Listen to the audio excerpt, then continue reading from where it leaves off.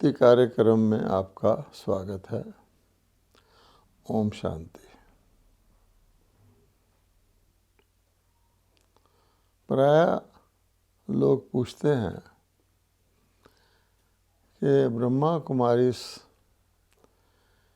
की विशेष बात क्या है। हम सब जानते हैं कि जब ब्रह्मा कुमारी शुरू हुई थी, जब हम लोगों ने ब्रह्मा कुमारी को ज्वाइन किया था, उससे भी पहले जब शुरू हुई थी तो क्या दृश्य था। ब्रह्मा कुमारी का जितना विरोध समाज ने किया है, उतना शायद ही किसी का किया होगा। उस समय लोग अपने परिवारजनों को ब्रह्मा कुमारी के किसी केंद्र पर जाने से इजाज़त नहीं देते थे। अगर कोई जाए तो उस पर रोक लगाते थे। कई तो बहुत चोरी से, मुश्किल से केंद्र पर जा पाते थे। एक तरफ तो ये था कि जाने वालों के अंदर बहुत ज़ोर की एक कशिश होती थी कि हम जाएं, और दूसरी तरफ रोकने वाले भी उसी प्रकार से वो सोचते थे एक कौन सी नई संस्था आ गई, कौन से नए लोग आ गए, ये विचित्र विचित्र बातें बताते हैं जो हमने कभी सुनी नहीं है, जो कोई जीवन में धारण नहीं कर सकता है। ऐसे लगता है कि जो कुछ हमारी परंपराएं चली आती हैं, ये सब कुछ इनका उनसे विरुद्ध है। तो वो भी दिन थे। और आज जबकि ब्रह्मा कुमारी सारे विश्व में पहुंच गई हैं, सभी देशों के, सभी धर्मों के, सभी रंग रूप के, सभी मंतव्यों के लोग ब्रह्मा कुमारी से लाभ ले रहे हैं, तो आज नक्शा बिल्कुल बदल गया है। लोग अपने परिजनों को, अपने बच्चों को, अपनी कुमारियों को ब्रह्मा कुमारी में शामिल होने के लिए इनकरेज करते हैं, बल्कि जो इसमें पूरा समय के लिए समर्पित होना चाहते हैं उनको समर्पित होने में सहयोग देते हैं। जगह जगह पर समर्पण समारोह मनाए जाते हैं और हज़ारों की संख्या में ब्रह्मा कुमारी बहनें नई नई इसमें शामिल हो रही हैं, शिक्षिका बन रही हैं। तो ये परिवर्तन कैसे आ गया। और फिर वही प्रश्न रहता है कि ब्रह्मा कुमारी की विशेषता क्या है। तो हम देखेंगे कि हमें परमात्मा ने ब्रह्मा बाबा के द्वारा एक मूल मंत्र दिया, केवल वो था पवित्रता का मंत्र। भगवान ने ब्रह्मा बाबा के द्वारा कहा कि पवित्रता ही सुख और शांति की जननी है, और जब तक व्यक्ति पवित्रता को धारण नहीं करेगा, वो अन्य जितने भी प्रयत्न कर ले, कितने भी, तो सुख शांति उससे दूर ही रहेगी। और पहले उन्होंने कहा था, जिन्होंने इसको समझा, जिन्होंने इसको जीवन में धारण किया, उन्होंने इससे अपने जीवन में इतना पूर्ण परिवर्तन पाया, और सुख शांति तो जैसे उनके लिए एक जीवन की स्वाभाविक धारणा हो गई। उनको देखकर फिर उनके जो मित्र संबंधी थे, रिश्तेदार थे, फ्रेंड्स थे, वो हैरान हो गए कि जिस चीज़ को हम समझते थे कि ये तो कहीं शास्त्रों में लिखी है, शास्त्रों में भी नहीं पाई जाती है, और ये एक परंपरा से बिल्कुल विपरीत बात है, लेकिन इन्होंने जीवन में धारण कर ली, और ये बहुत आसानी से पवित्रता को धारण करके सुख शांति संपन्न जीवन जी रहे हैं। तो इसलिए ये जो मुख्य बात है, आज भी बहुत से लोग ब्रह्मा कुमारीज़ के प्रोग्राम्स में आते हैं। ब्रह्मा कुमारीज़ समाज के भिन्न भिन्न वर्गों के लिए, लगभग सभी वर्गों के लिए ब्रह्मा कुमारीज़ ने अपने विंग खोले हुए हैं, ताकि उस वर्ग के ब्रह्मा कुमार कुमारियाँ अपने वर्ग के लोगों को वो अच्छी तरह से समझा सकें, क्योंकि जो अपने तरह का होता है वो आसानी से समझ जाता है। फिर भी जब वो किसी कार्यक्रम को अटेंड करते हैं, मान लीजिए तनाव मुक्ति का कार्यक्रम हमारे यहाँ चलता रहता है, व्यसन मुक्ति का कार्यक्रम चलता रहता है, वैल्यूज़ का अनेक कार्यक्रम चलते रहते हैं, तो उन कार्यक्रमों को अटेंड करने पर भी लोगों को उस मूल मंत्र का पता नहीं लगता।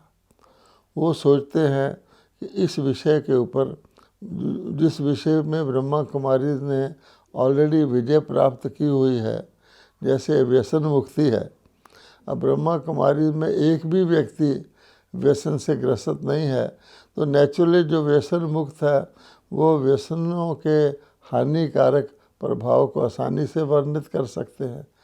तो उससे वो खुश हो जाते हैं कि देखो तो अच्छी अच्छी बात बता रहे हैं।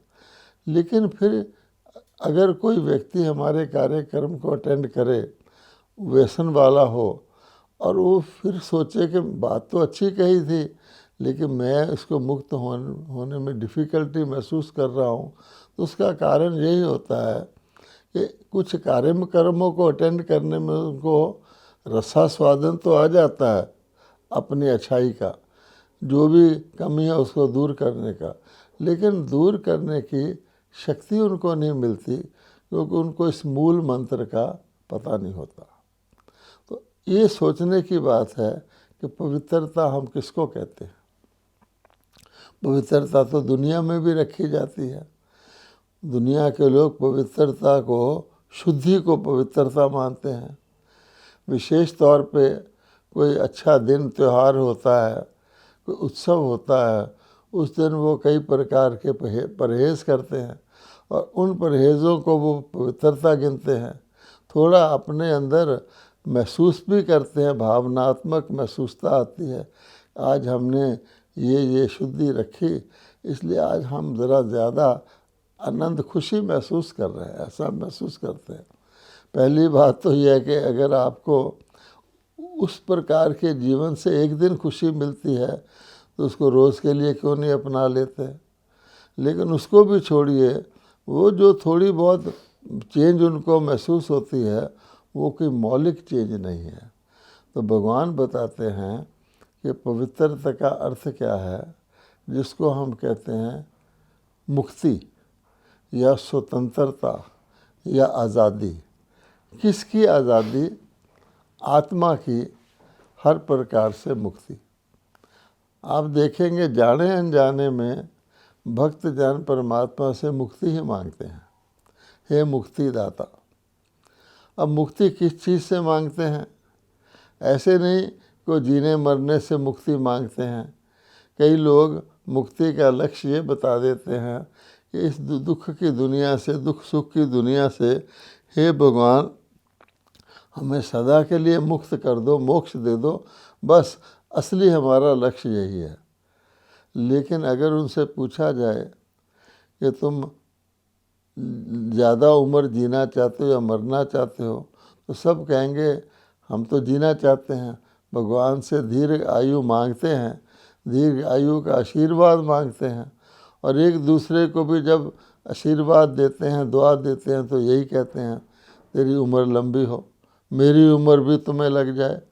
इसलिए भगवान कहते हैं कि वास्तव में मनुष्य ना तो जन्मने से मरने से शरीर से मुक्ति मांगते हैं, ना दुनिया से मुक्ति मांगते हैं, वो मुक्ति मांगते हैं दुख से। ऐसा कोई चीज़ हो, ऐसी कोई स्थिति हो जो हमें दुख से सदा के लिए मुक्ति मिल जाए। और भगवान क्या कहते हैं कि दुख और अशांति अपवित्रता से होती है और पवित्रता ही सुख और शांति की जननी है। अब ये पवित्रता क्या है? इसका अर्थ ये है कि आत्मा, पहला ज्ञान भगवान देते हैं पवित्रता किसको धारण करनी है। शरीर को स्नान कराना आदि शरीर की शुद्धि पवित्रता नहीं है, पूरी पवित्रता नहीं है। पवित्रता को आत्मा को धारण करनी है। इसीलिए आत्मा के साथ पवित्रता की उपाधि लगती है। पावन आत्मा, पवित्र आत्मा, श्रेष्ठ आत्मा, महान आत्मा, पुण्य आत्मा, और पाप की उपाधि भी आत्मा को लगती है। पाप आत्मा, दुष्ट आत्मा, कनिष्ठ आत्मा। तो भगवान कहते हैं ये पवित्रता की बात आत्मा के साथ है। अब आत्मा की पवित्रता का अर्थ क्या होता है और आत्मा की पवित्रता जाती कैसे है, ये है मुख्य बात, और यही ब्रह्मा कुमारी की विशेषता है। तो ब्रह्मा कुमारी कहते हैं कि परमपिता परमात्मा सदा पावन सदा पवित्र है। उनकी संतान आत्माएं भी अपने ओरिजिनल फॉर्म में, अपने मौलिक रूप में पवित्र होती हैं। जब वो परलोक या परम धाम से, परमात्मा के घर से आत्माएं हम सब नीचे धरती पर शरीर धारण करके अपना पाठ बजाने आती हैं, उस समय हर आत्मा, चाहे वो किसी भी समय में आए सृष्टि चक्कर में, जैसे नाटक में एक्टर भिन्न भिन्न समय पर एंटर होते हैं, वो पवित्र होती है। पवित्र का अर्थ क्या है कि वो अपने को आत्मस्वरूप में, अपने अंदर जो उसके गुण हैं, जो शक्तियां हैं, जो उसके अंदर जीवन है, लाइफ है, उसको धरती पर आकर के शरीर के माध्यम द्वारा व्यक्त करती है। तो शरीर एक प्रकार से उसका माध्यम होता है। तो जब तक आत्मा स्वयं को शरीर को माध्यम बनाकर और स्वयं को शरीर की मालिक अथवा अधिकारी बना के चलती है, तो उसको ना कोई दुख होता है, ना कोई अपवित्रता होती है। आप कहेंगे ऐसा कभी हुआ है? कभी ऐसा हुआ था? अवश्य हुआ है। हमारे भारत में ही हुआ है। और हमारे भारत में जो देवी देवताओं की मूर्तियां मंदिर में हैं, श्री लक्ष्मी श्री नारायण की मूर्ति है, श्री राधे श्री कृष्ण की मूर्ति है, श्री सीता श्री राम की मुख्य जो मूर्तियां हैं, ये प्रतीक हैं कि उनकी मूर्ति तक की भी पूजा होती है। दुनिया में अन्य भी स्टैचूज़ बनते हैं, आप देखेंगे, लेकिन उनकी मूर्तियों की कभी पूजा तो नहीं देखी। सड़क के ऊपर स्टैचू लगा देते हैं किसी का यादगार के तौर पे, लेकिन बाकायदा मूर्तियाँ मंदिर में रखें, बहुत आलीशान मंदिर बनाएं, फिर मूर्तियों के पुजारी रखें, फिर वो पुजारी जो है उनको बाकायदा तौर पे सारी विधि करे, उनको स्नान कराए, उनको सुलाए, उनको जगाए, वो सारा। तो ये सिद्ध करता है कि कोई विशेष आत्मा है। आज वो नहीं है। आज उसी आकार वाले मनुष्य पुजारी बनकर, भगत बनकर उनके आगे झुक रहे हैं। क्यों? अब वो पवित्र नहीं है। इसलिए भगवान कहते हैं पवित्रता का अर्थ था जबकि आत्मा, शुद्ध आत्मा जो नीचे उतरी थी, अपने गुणों, शक्तियों, हर चीज़ का अपना अभिव्यक्ति शरीर के द्वारा करती थी। शरीर उसका माध्यम था। ये मालिकपना था, यानी मालिक अपने जैसे कर्मचारी से कार्य करा रहा है। शरीर उसका कर्मचारी था और वो मालिक थी आत्मा। लेकिन कालांतर से बहुत काल तक ये मालिक की सृष्टि चलती रही, जिसको हम लोग वैकुंठ, स्वर्ग या सतयुग के नाम से याद करते हैं। वो यहीं पर थी, वो हमारे ही पूर्वज देवी देवता थे। अब एक काल फिर ऐसा आता है धीरे धीरे समय के प्रभाव से कि जब शरीर जो है वो शरीर आत्मा को अधीन कर लेता है, बजाय कि आत्मा के शरीर अधीन होकर चले, उसकी इंद्रियां हैं, आँखों को क्या देखना है, कानों को क्या सुनना है, पाँव को क्या चलना है, तब एक ऐसा समय आता है जब शरीर मालिक बन जाता है। वो बताता है आत्मा मैं ये देखना चाहती, मैं आँखें ये देखना चाहती हूँ, तो उसको वो आत्मा को मजबूर करता उसको दिखाए। मैं ये सुनना चाहता हूँ, अपनी तारीफ़ सुनना चाहता हूँ या अपनी पसंद की बात सुनना चाहता हूँ, किसी की बुराई ही सुनना चाहता हूँ। अर्थात शरीर यानी इंद्रियां, शरीर की इंद्रियां या टोटल तौर पे शरीर आत्मा को अपने बस में कर लेता है। और जब वो करता है उसका प्रथम जो चिन्ह होता है वो होता है अपवित्रता, जिसको कहते हैं काम विकार। यानी जब आत्मा काम विकार अर्थात शरीर के द्वारा, जिसको हम कहते हैं काम विकार, गीता में स्पष्ट लिखा विषय भोग जिसको कहते हैं, वो शुरू करती है, तो फिर आत्मा शरीर की गुलाम हो जाती है। फिर शरीर आत्मा को धीरे धीरे उस काम विकार की पूर्ति के लिए अनेक प्रकार की अधीनता में ले आता है। अब आप देखेंगे कि काम विकार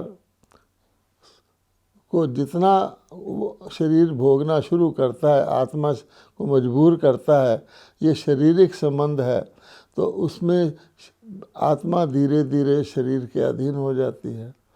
अब काम विकार के उपभोग में कोई भी बाधा आए तो व्यक्ति क्रोधित हो जाता है, तो आत्मा के अंदर क्रोध की अपवित्रता भी आ जाती है।